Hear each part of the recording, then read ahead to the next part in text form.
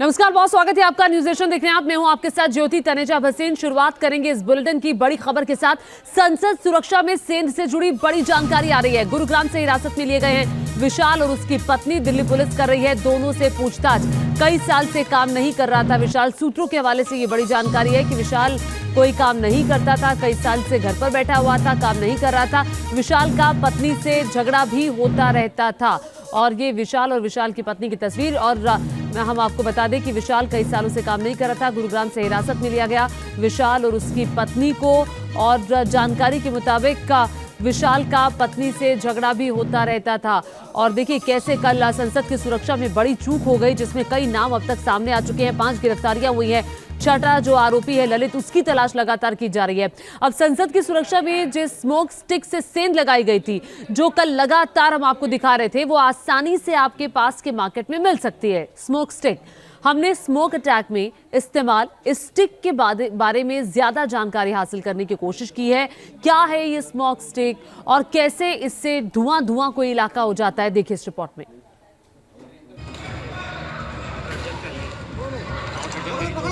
सभा की कार्यवाही 2 बजे तक स्थगित की जाती है।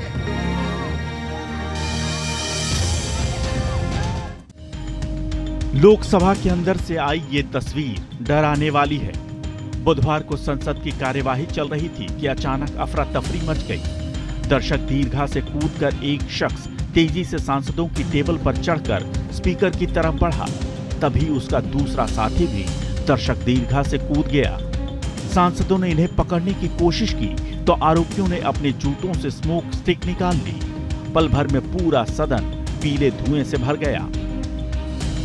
इस छोटे से बम ने चंद पलों के लिए 150 करोड़ देशवासियों की धड़कन रोक दी। जो कलर स्मोक स्टिक संसद में मिला है वो आसानी से किसी भी बर्थडे गिफ्ट स्टोर पर मिल जाता है। कीमत भी बहुत ज्यादा नहीं होती।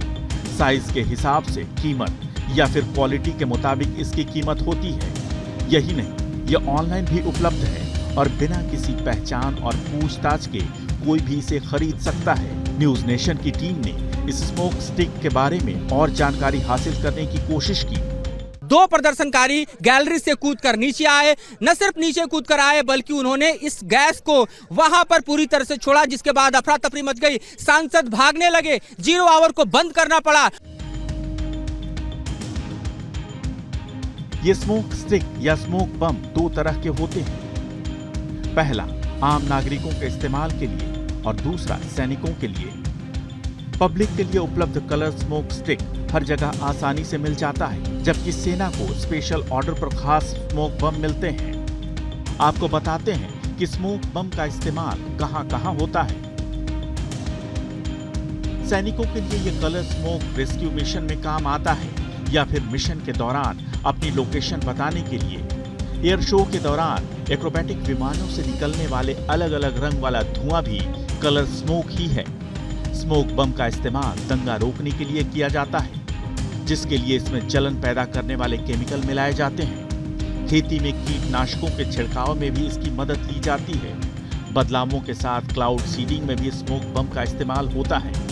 जो अब तक 5 आरोपी गिरफ्तार हुए हैं, उनसे दिल्ली पुलिस की टीम, स्पेशल क्राइम ब्रांच की टीम, आईबी की टीम लगातार पूछताछ कर रही है और तलाश कर रही है उस सवाल के जवाब का कि आखिर स्मोक गन से इस्तेमाल करने के पीछे मकसद क्या है और ये इन आरोपियों ने ली कहां से है। आपने देखा कि कितनी आसानी से स्मोक स्टिक मार्केट में मिल जाता है। संसद में इसका लाया जाना बेहद गंभीर मामला है। यहाँ पर यदि अगर हम इसे जलाते हैं तो आप देख सकते हैं किस तरीके से इसमें से एक धुआं आता है। और इसी धुएं को यदि अगर आप देखें तो कलर का ये जो धुआं है वो संसद भवन में दिखाया गया था। सवाल स्मोक बम का नहीं, सुरक्षा में चूक का है। संसद को देश की सबसे सुरक्षित जगह माना जाता है और यहाँ पर सुरक्षा में चूक होना बड़े सवाल खड़े कर रहा है। Team news nation. अब देखिए, संसद भवन परिसर में घुसकर हंगामा करने को लेकर कई तरह के दावे किए जा रहे हैं। इस मामले पर अब राजनीति भी शुरू हो गई है, जिसके केंद्र में है नीलम नाम की प्रदर्शनकारी महिला। बीजेपी का दावा है कि नीलम कांग्रेस की समर्थक है और किसान आंदोलन से भी जुड़ी रही है। आरोपों के बीच संयुक्त किसान मोर्चा ने भी नीलम के समर्थन में प्रदर्शन करने की धमकी दी है।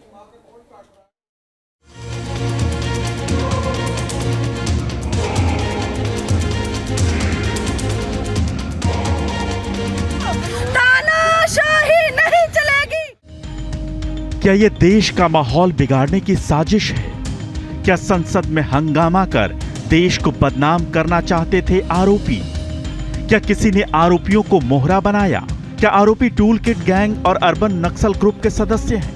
आखिर आरोपियों ने 13 दिसंबर को ही क्यों चुना? ये वो सवाल हैं जिनके जवाब पुलिस और सुरक्षा एजेंसियां तलाश रही हैं। जब तक इन सवालों के जवाब सामने नहीं आते, तब तक दावों की दावेदारी हो रही है। एक दावा आरोपियों का भी है। हम किसी संगठन से नहीं है, आम जनता है, स्टूडेंट है हम, क्योंकि हम बेरोजगार हैं। हमारे माता पिता इतना काम करते हैं, मजदूर, किसान, छोटे व्यापारी, दुकानदार, लेकिन किसी की बात नहीं सुनी जाती। ये हर जगह हमारी आवाज को दबाने की कोशिश करते हैं। ये एक चेहरा इस पूरे मामले के केंद्र में है। नाम है नीलम, काम प्रतियोगी परीक्षाओं की तैयारी।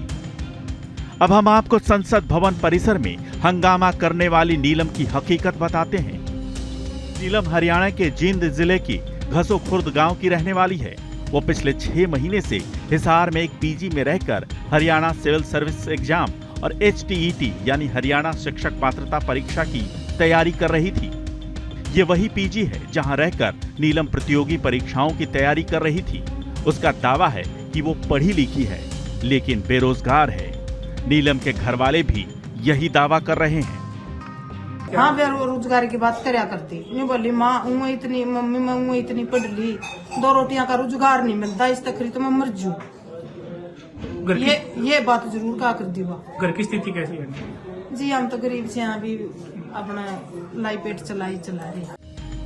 नीलम के घर वालों का कहना है कि उन्हें इस बात की खबर तक नहीं कि नीलम कब दिल्ली गई। नीलम के बेरोजगार होने के दावे के बीच नीलम को जानने वाले लोगों का कहना है कि उसका राजनीति में भी इंटरेस्ट है। तो क्या ये एक राजनीतिक साजिश है?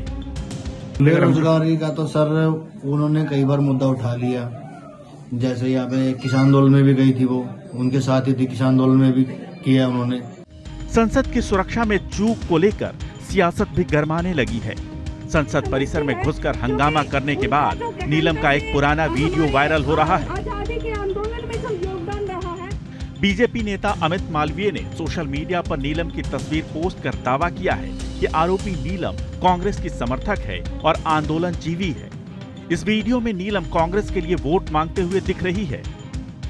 दावा नीलम के सिर्फ कांग्रेस समर्थक होने का नहीं है, दावा ये भी है कि वो किसान आंदोलन से भी जुड़ी रही है और हरियाणा के जींद में सक्रिय थी।